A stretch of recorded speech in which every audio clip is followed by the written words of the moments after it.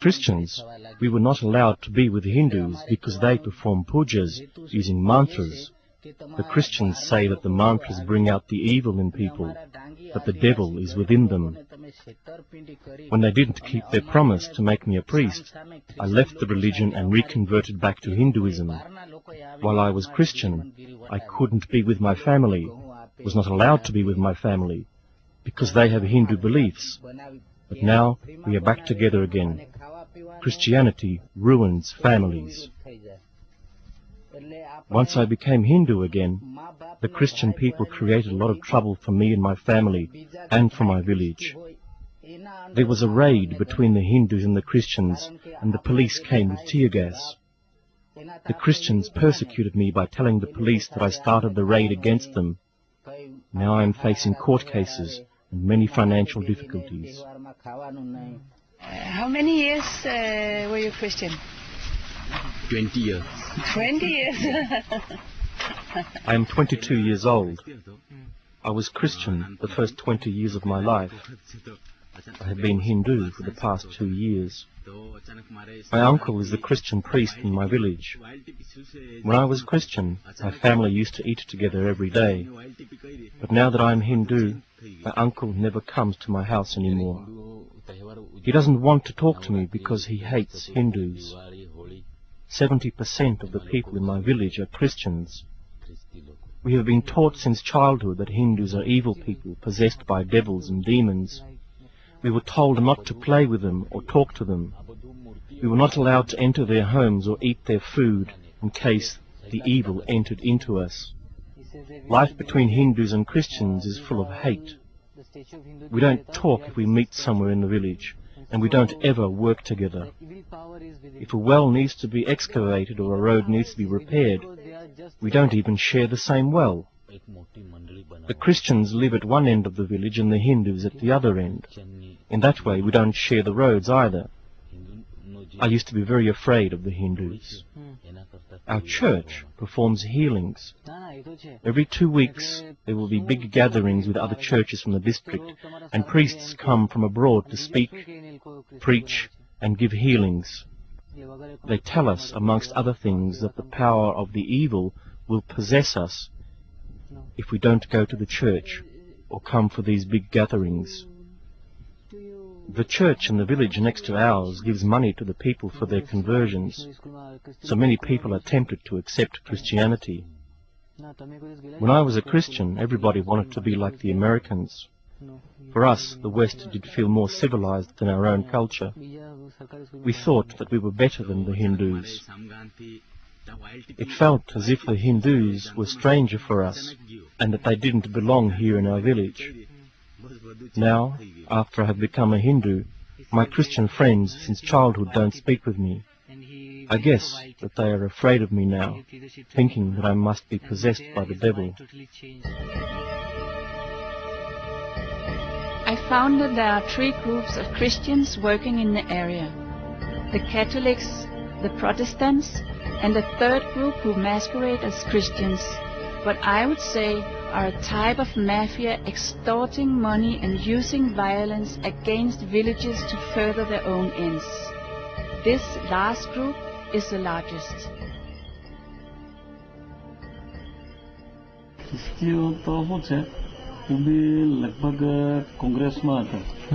In my district, 95% of the populations are Christians now.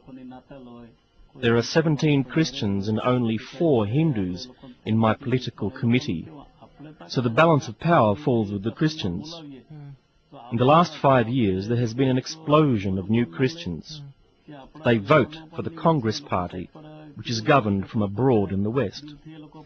Many times I have attended big Christian church gatherings with 15 to 20,000 people. They perform healings.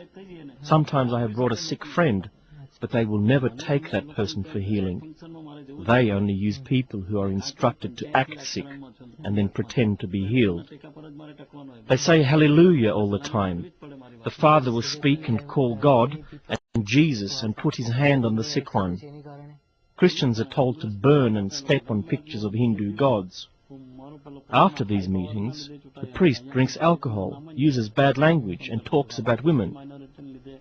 Many times I have been offered a Christian conversion. Many of the fathers and pastors are my friends because of my political activities. They say that I could have a new house and a good income if I convert. The priests get money from different organizations in Europe and USA by applying for a project that sounds good. Then they pocket the money. When the priest and his helpers convert new people, they are given money. They earn 1,000 rupees for a group of people and 50 to 100 rupees for one or two people. The priest earns double the amount of a pastor. The priest also gets money from every prayer he performs in the church. Every person who comes to pray in the church will put between 5 to 20 rupees in a box for the priest. A while ago, there was a report in the newspaper exposing a priest, pastor, and his helpers who took advantage of the women in the church. During prayers, the lights went out and the women were raped. It was a big scandal. Anybody can start a church and apply for money, and many are doing it. The Christians also take advantage of the Indian government by developing programs for poor Hindu farmers. Christian people cannot apply for this money. It is only designed for Hindus. On the application form they will say that they are Hindus. In that way, they can be awarded the money from different projects. Anything built by Christians is not available for Hindus. The Christians don't share. A Hindu can have a glass of water from a Christian well, but he cannot give water to his cow. Of course, there is a law against this, but who is there to control things? The Christians create anti-Hindu and anti-national feelings, and they are changing the Hindu culture. From threats, bribes, promises, to simple mind games, all three groups use all sorts of methods to convert these villages. A missionary takes school children on a sightseeing trip. In the middle of nowhere, the bus supposedly breaks down, and the driver says he cannot get it started again. The children are asked to pray to the Hindu gods to help them. And when the driver tries again, the bus still does not start. Now let us all pray to Jesus, he says. And not surprisingly, Jesus has listened to their prayers. The bus starts. The missionaries take advantage of the poverty, illiteracy, and the innocence of the villages. The same thing is happening not only in Gujarat, but all over India. Most of those who have been converted do not even know if they are Catholics or Protestants. They only know the name of the priest in the local church.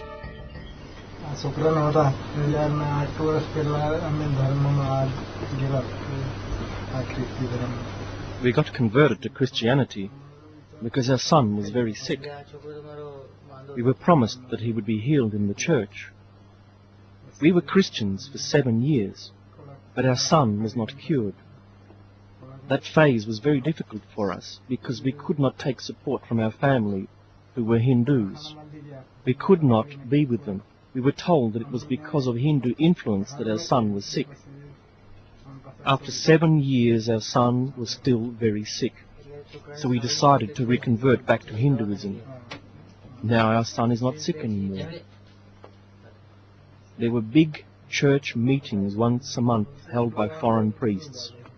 In these, they would tell us not to go into a Hindu house where Hindu rituals were performed. We were told not to chant Hindu mantras and not to dress in the traditional Indian way. Christian women are not allowed to wear bindis and bangles and everything else that we traditionally wear as Hindus. We should not take any food from Hindus either. We were told that we could eat meat from cows